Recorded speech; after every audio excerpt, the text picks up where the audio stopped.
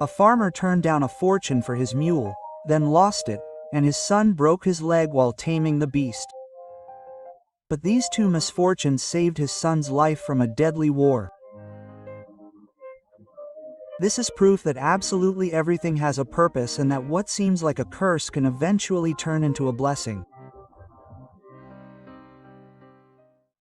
Many years ago, in a fertile valley surrounded by mountains and crystal-clear rivers, there was a small peasant hunting ground. There, near that town, on his farm, lived Don Elias, a humble man of about 45 years old, with a face marked by the sun and hands hardened by the earth. Don Elias was not rich. He barely had enough to put food on the table. But unlike many in the town, he always had a serene smile, as if nothing worried him too much. People said he was poor, but he himself felt blessed.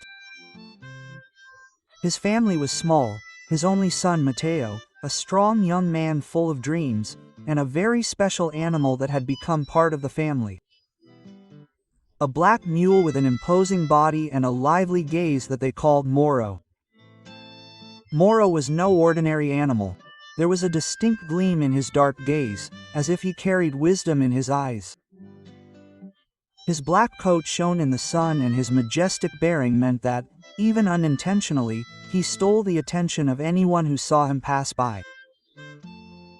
He was as strong as the earth itself, tireless on the longest days, but at the same time noble and docile with those who treated him with respect.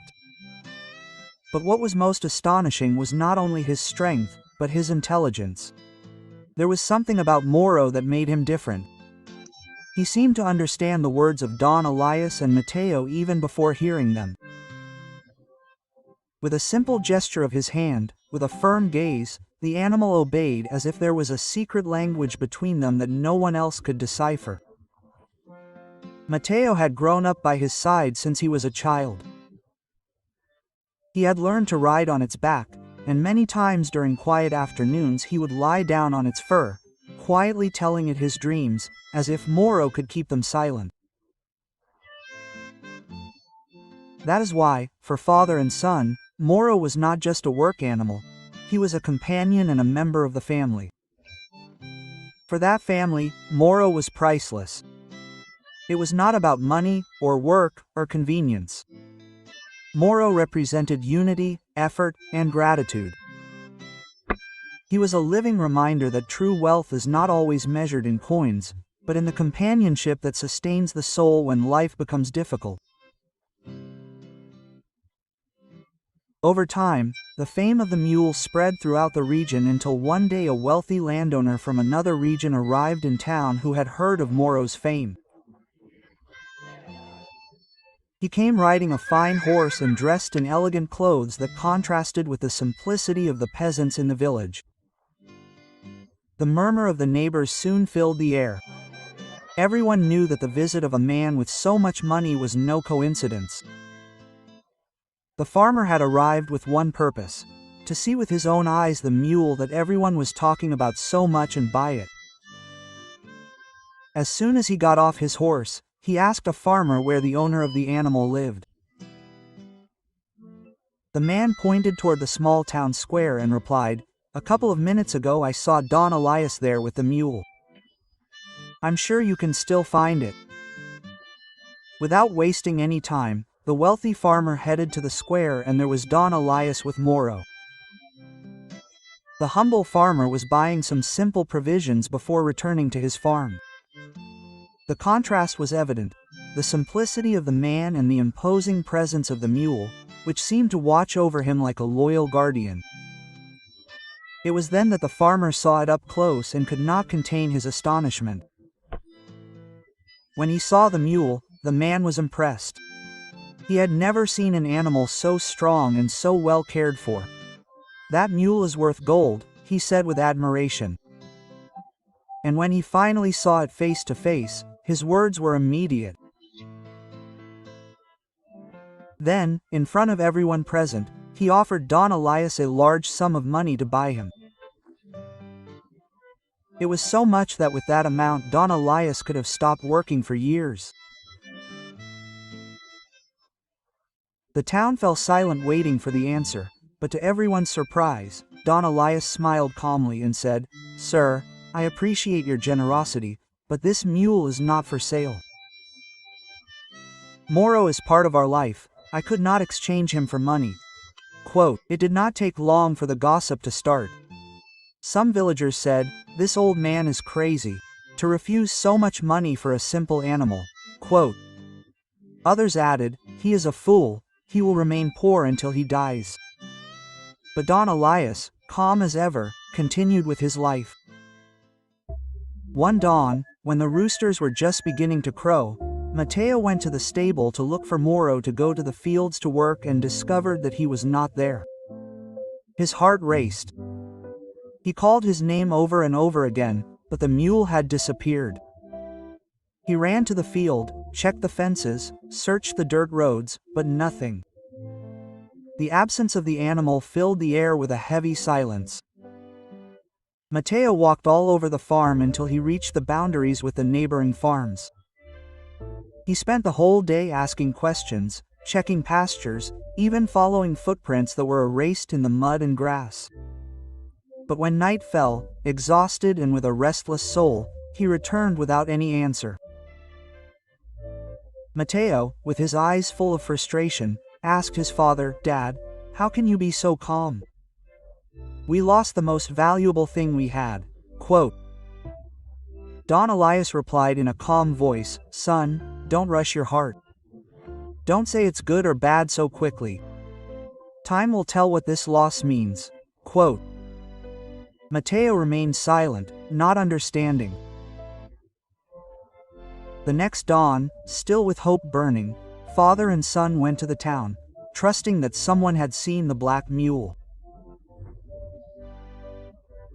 They asked in the square, in the shop, in the dusty streets, but the answer was always the same. No one had seen him. And so the news began to spread like wildfire among the people of the town. When the news spread through the town, hurtful comments were quick to come. "See, that's what happens to him for not selling it. Now he's lost everything. It must have been stolen. What a shame." Mateo looked down with his eyes moist with helplessness. The pain of having lost the animal burned in his chest. But Don Elias, instead of getting angry or responding with rage, remained silent for a few seconds. Then, with a firm but calm voice, he spoke in front of everyone. "If God has allowed this to happen, it is because there is a purpose that we do not yet understand. Do not rush to judgment. What today seems like a misfortune, tomorrow may turn out to be a blessing. Who are we to know more than the Creator?" The words of the simple man surprised several. Some remained silent, others grimaced and looked at him mockingly. But there was no trace of doubt or fear on Don Elias's face. While the laughter of the people tried to pierce his heart with thorns, he remained serene as a tree that does not break even when the wind blows furiously. "You are a fool, Elias. You lost the only thing that was valuable in your life and you still talk about resolutions. What you have is misfortune and nothing else. Look at him. It seems that misery has driven him crazy and his son is sad. You should have sold your mule to the rich man who wanted to buy it from you days ago. Now you have neither beast nor money." The voices rose with condescension, as if each word carried the intention of humiliating him and making him feel small. And yet, Don Elias did not let himself be swept away by the tide of contempt.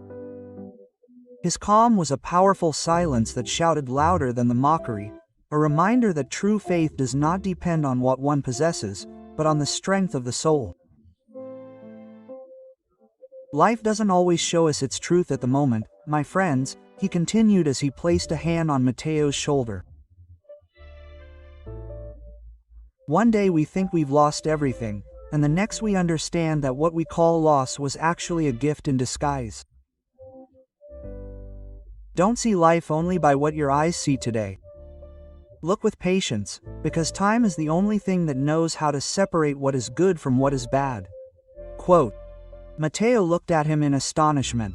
His father spoke with such profound peace that it was impossible not to feel it. And in the midst of his sadness he began to understand that perhaps his father's calm was not indifference, but faith. A faith that did not depend on circumstances, but on the trust that nothing happens without reason, that everything happens because the eternal, almighty God allows it, whether good or bad. That same afternoon, Don Elias and his son began their return to the farm. The sun was setting slowly behind the mountains, dyeing the road golden tones. Matteo, with a trembling voice, broke the silence. Dad, I want you to know, I admire the calm you maintain. How do you do it? Don Elias looked at him tenderly and replied calmly, Son, everything in this life has a purpose. Even though we think things look bad, many times they end up for the best. You'll see. Have faith, accept what happens, and above all, be grateful. Hey, are you enjoying this story, right? If so, write the phrase, everything has a purpose, in the comments. That way I'll know you're connected with the message. And listen to this. 94.8% of the people who watch these videos still aren't subscribed. If you're part of that group, I invite you to do so right now. It's free, and that way you'll be able to continue receiving more stories that inspire and transform lives. Also remember that at the end of the video you'll find more stories on your screen. Several days of uncertainty passed until one morning at dawn, while the sun was dyeing the mountains gold, Matteo saw an incredible scene. Moro was running back, and behind him came other wild mules. The young man ran excitedly. Dad, look, Moro returned, and not only did he return, he brought us more animals. Hours later, the people of the town learned the news. The entire town went to Don Elias's farm to watch the spectacle. The same people who had previously criticized Don Elias were now saying, how lucky this man is. He is blessed, his poverty will end. But Don Elias, without pride or excessive emotion, simply said, perhaps the mule went in search of his herd and has now returned to it. Let's not call luck what we still don't understand. Matteo was filled with joy that overwhelmed him, all because of the mule's return. He hugged it by the neck and stroked its mane as if he were reunited with a lost brother. The other mules stayed at a distance because they were wild, but they did not stray far from the farm. The young man smiled hopefully, convinced that this was a sign from heaven. However, when he glanced at his father, he noticed that Don Elias remained calm, not letting his emotion get the better of him. For Matteo, it was the return of happiness. For Don Elias, it was perhaps a new test.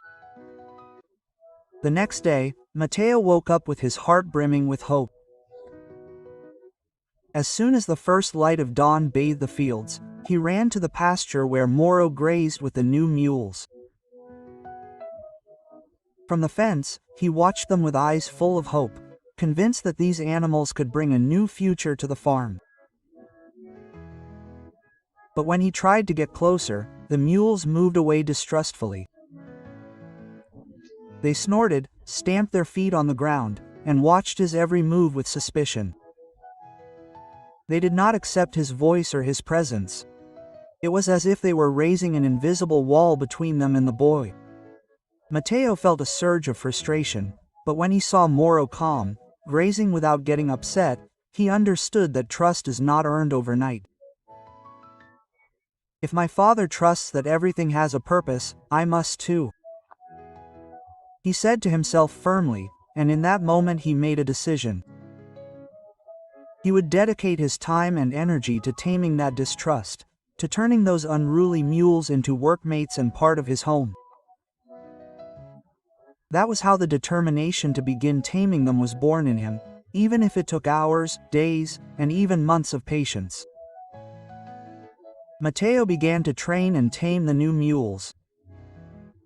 He would spend entire hours in the pasture, patiently approaching them, speaking to them in a soft voice, observing each reaction to learn how to earn their trust. Days turned into weeks and weeks into months of arduous effort under the sun and rain. Many times he ended up exhausted, with wounded hands and a worn-out body, but his spirit was never broken. Little by little, those animals that at first looked at him with suspicion began to accept his presence until they recognized in him not a stranger, but a companion worthy of respect. But one day, while he was trying to tame the fiercest one, the animal threw him violently.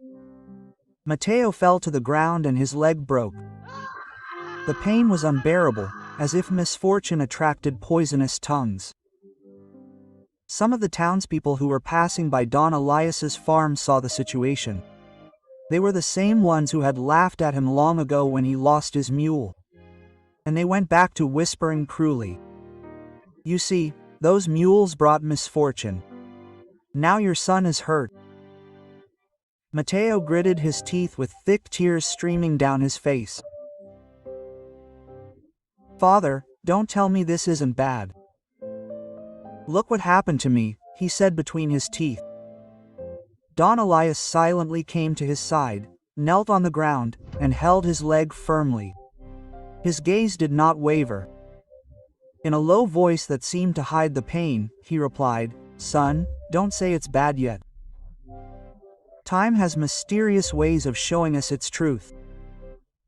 At that very moment, the criticism began like arrows shot at Don Elias' heart. "And now what, Elias? Where is that purpose you talked so much about when you lost the mule? Look at you, your son on the broken ground. What kind of blessing is this?" Don Elias looked at them without getting upset, with the serenity of someone who doesn't need to defend himself against the noise of the world. His voice was firm, but full of peace. Purpose is not always understood at the moment, nor does pain mean the absence of God. Don't call misfortune what hasn't finished showing itself. Time will reveal if this is loss or if it's a lesson. Don Elias didn't argue with anyone. He tore a strip of sackcloth, improvised a splint with 2 straight branches, and while Mateo gasped, he carefully immobilized his leg and whispered, "Don't curse pain. Sometimes it's a demanding teacher. If God allows it, it will also give us the strength to get through it." Mateo looked at him with eyes lit up with anguish. "And if I can't go back to work, Father?" "Of course you'll go back to work, son. Sometimes God stops us to teach us to walk differently. Today you don't understand, but don't rush to judgment. Be grateful for life even when it hurts. Leave the rest in the hands of the Almighty." The wind combed the pasture like an ancient hand. The mules in the distance watched in silence, and amidst the pain, Don Elias' voice floated like a promise that needed no proof. The truth of that day was not yet complete. Just 2 weeks after Mateo's incident, the country went to war. The government began recruiting all the young men in the country to take them to the battlefront. No one could escape. When the soldiers arrived in town, they went farm by farm recruiting young men. When they reached Don Elias' house, they saw Mateo with a broken leg. They could not take him. In the meantime, many of the other young men were torn from their homes, and sadly most would never return. Families wept inconsolably. The air of the town was filled with laments, like a river of pain that could not find a source. Mothers clutched their children's empty clothes. Fathers stared at the horizon with dull eyes, unable to accept their absence. The sound of the soyosos mixed with the silence of the empty houses that seemed to cry out the absence of those who would never return. Those who had once made fun of Don Elias now looked at him with different eyes. The same army that had torn his children from his arms could not take Mateo because his broken leg had left him at home. And it was then that they understood what they had previously despised. the ordeal of Don Elias and his son, which seemed like a misfortune, had actually been for the best. Amidst laments they said with broken voices, we pointed it out. We laughed at his misfortune, but look now. His son lives while ours left, and we do not know if they will return. Their words were true. Everything that happens is permitted by the Creator, even if at the time it seems unfair. The silence that followed was not one of mockery, but of respect. Many understood that the faith of that humble farmer had seen further than their hasty judgments, and that what seemed like loss was actually protection. Don Elias, with calm eyes and a firm voice, looked at Mateo and said, "You see, son? What seemed like a misfortune, in the end turned into salvation. Losing Moro was hard, but he came back with more. Breaking your leg hurt, but it saved you from war. That's life. We never know what each thing really means until time reveals it." Quote. Mateo, with tears gathering in his eyes, replied with a lump in his throat, "Father, now I understand. I cursed the day the mule I was taming threw me to the ground and I broke my leg. I thought it was all over for me, but if it hadn't been for that pain, I wouldn't be here with you today. My friends were taken away and many will not return." Don Elias rested a hand on his son's shoulder and continued tenderly, but with a strength that penetrated the soul. "Son, that's why I told you not to call evil what hasn't finished showing itself yet. The Creator writes with lines that we don't understand at the same time, beginning. He sees further than our eyes and knows more than our hearts can handle. Everything He allows for a purpose." Matthew bowed his head in deep emotion and said quietly, "Forgive me, Father. I doubted your words, I doubted your faith, but now I see that you were right. God never abandoned us, He was just leading us on a path that I did not understand." Don Elias hugged him tightly and with tears in his eyes whispered in his son's ear, "Never forget this, Mateo. Life is not measured by what we have or what we lose, but by the trust we place in the Creator. What hurts today may save you tomorrow. What seems like a blessing today may test you tomorrow. That is why He should be grateful at all times, because everything has a purpose." Quote. At that moment, the silence of the countryside turned solemn. The wind caressed the branches of the trees as if confirming those eternal words. And in Mateo's heart a new faith was born, a faith that no longer depended on what he saw, but on what he learned to trust. I am very glad that you made it to the end of this video. If this story taught you something, subscribe so you don't miss any more life-changing stories. Thank you. See you in the next one.